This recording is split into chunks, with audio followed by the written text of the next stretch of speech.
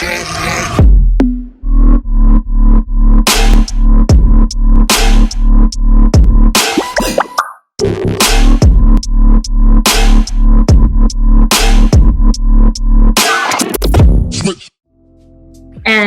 helping families. You made a valid point. I think like when you're new, you're like, okay, I'm going to dial for 3 hours and then I'm going to go take lunch and then I'm going to go take my mom to the grocery store and then I'm going to take my dog for a walk. Like understanding that your dial time needs to be protected for your success. I mean, I don't think me or you were ever confused that dial day was the most important days of the week, because a lot of people on this call, Cassandra, are blessed because they're not going out for 8, 10, 12 hours in the field on run days and making this thing really work.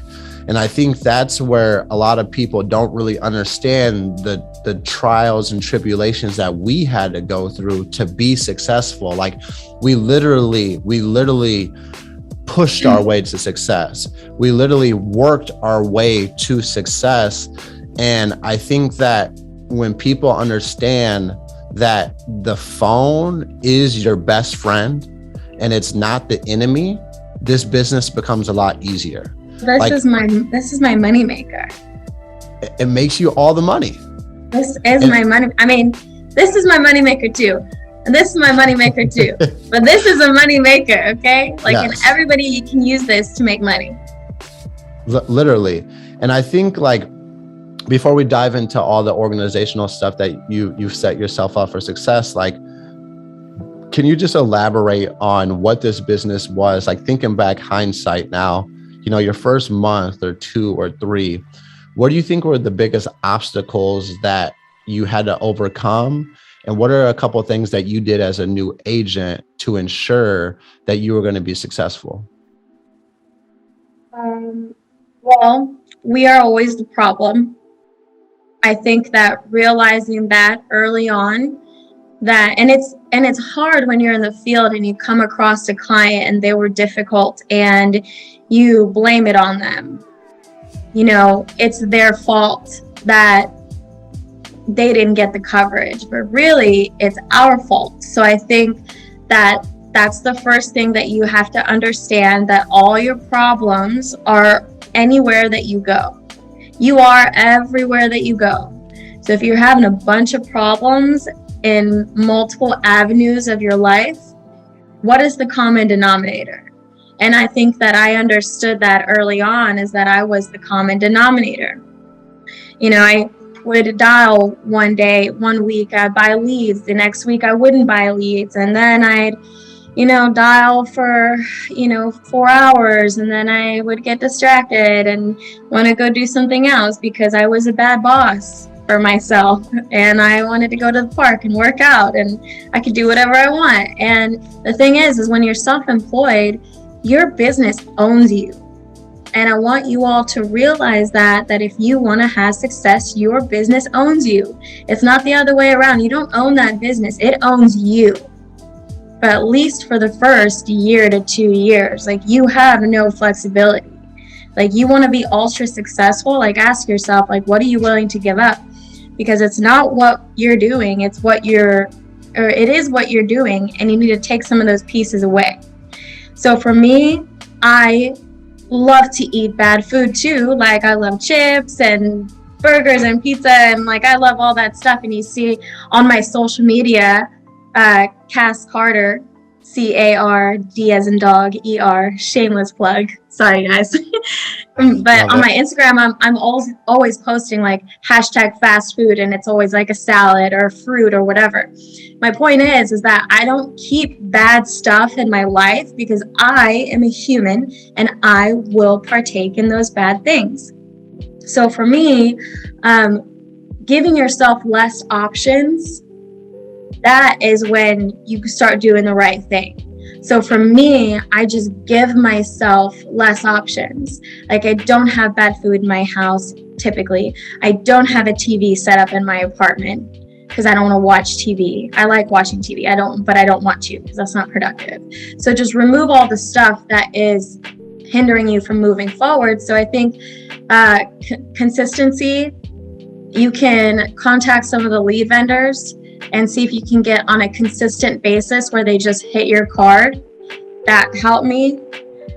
Also, removing all the factors that weren't going to lead me to have a productive dial day or productive run days. So that really helped me early on. No, I think the biggest thing that I took away from what you just said is that you understood very early that it was you and not the client. Yeah. And I think that was a pivotal point for myself, is when I quit trying to say they didn't have enough money, that they couldn't qualify for it, or they didn't need it. Like, we literally bought a lead, we called a lead, they said we could come over. Now I'm at their house, and for some reason they're telling me no. Like, it's not them, it was me. And when I had that humility that I needed to figure out what I did wrong, not what the client did wrong or what the client said, it really helped me take many, many steps forward instead of going backwards and blaming it, pointing fingers, whatever the circumstance may be. Like, at the end of the day, this is on you. And they raise their hand and they ask for help. And if they don't get life insurance, that is on you. And you have to have that humility to understand that, and to be open-minded and vulnerable enough to say that I messed up, that I said something wrong. So what I personally did when I was in those situations, I did it specifically with mortgage protection, because I made this big mental barrier that mortgage protection was something so big and scary and so far-fetched for myself, that I would call somebody every single appointment I didn't sell, every single time. I wanted to find out the answer of what I did wrong, what I could have done better, so I can protect the next family that I seen. Because mortgage leads, brand new mortgage leads, are $70, $80. They're not cheap leads by any means. So I wasn't confused that I needed to get better fast. How you, as a new agent, can get better fast is figuring out what you did wrong after you gave a presentation, after you ran an appointment. That's immediately. And seeking that knowledge, seeking the knowledge of what I did wrong. That's what you have to remember. Okay, I didn't help out Miss Mary. What did I say wrong? What did I present wrong? So yesterday I drove all the way back from Dallas, and I had 2 appointments and I didn't get to help anybody. And Trey Honeycutt had texted me earlier that day, and I hadn't got back to him yet. So I called him and I said, hey, Trey, and I don't talk to Trey very much, but he still took my call. I'm not even a part of his organization. That's the beautiful thing about Family First Life, is that you make those connections and they just help you because they want to help you. And I called him and I said, hey, Trey.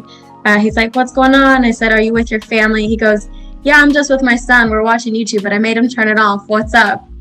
And I said, okay, it's just sat in this home, and, here's the situation. And they said they needed to think about it. And then I said, well, really, there's nothing to think about. We have to get you qualified. And then the wife said, well, we still want to think about it. And I said, okay, well, is it the price? Is that why you have to think about it? And she goes, it's the commitment. And I didn't really know how to handle that, because it's like, I'm not asking you to be in a relationship with me. Like, I'm asking you to get a policy. So if your husband can't work, like, you guys are going to be okay, because I have living benefits. And Trey said, he gave me a comeback, and it was so good. He said, okay, well, really, ma'am, it's not really a commitment, because it's month to month. And really, the insurance carrier is taking on the biggest commitment, because they have to pay you $200,000 if your husband can't work, because if he's critically, chronically, or terminally ill. So really, there's no commitment here. You can just cancel it, if it doesn't really work for you guys. But if you do keep it and your husband does get in a horrible accident and he's disabled, then your family is going to be okay with $200,000. So, let's see if we can get you qualified. And I was like, that's such gold. And I would have never thought about that myself. Amen. And I really, really, really appreciate you sharing that, Cassandra, because there's two important things. Cassandra was a Hall of Fame producer last year, so she knows how to sell life insurance. Like, let's make that very clear. She sold more insurance than me. She's good. Second part is Trey Honeycutt texted her, and instead of just talking about whatever Trey had asked her about, she asked for help immediately after not making a sell. And that is so important, guys. I want you to understand, as you grow in this business, you need to continue to grow relationships with other people within Family First Life, because that was a pivotal point for my step forward in this business. Was I started reaching out to more people than just Jordan Lowry, because there's so many different angles of this business. There's so many different perspectives of this business that Cassandra just picked up a golden nugget from a guy she barely speaks to, integrity partner, that she could have easily not gotten advice from there, but kept the humility and understanding that she can get better. And she kept that coachability in her to ask for help. And that's why she's successful. I want you guys to understand that. Is she's seeking knowledge, and she's humble enough to ask for help. And she's created a relationship outside of FFL America, outside of Legacy Protectors, outside of Family First Life Fire, outside of Heroes. She found someone else that could give her advice. And I appreciate you sharing that, because it's been such a help for myself that I have 20, 30, 40 different people in my phone right now that aren't a part of our organization that I could call up right now and ask for help. Because that's what's cool about Family First Life, is everyone is willing to reach down and pick you up. If you put your hand out, they're willing to pick you up. But if you don't put your hand out, you're going to just sit down there and starve and die a slow death and not be here 30 to 60 days from now. But if you raise your hand and are vulnerable to coaching or vulnerable to getting better, someone will grab your hand and lift you up. That's what I want you guys to understand, is everyone is here to help you, but closed mouths don't get fed. If we don't see your hand raised, we don't understand that you are trying to get better. Because there's a lot of people in our organization that don't raise their hand, aren't getting the success that they want, and they wonder why. It's because you're not asking for it. You're not seeking to get better. You're not looking for knowledge to put into your tool belt, into your bag of words and word tracks that you can utilize when you run into that scenario. So I appreciate you sharing that, Cassandra.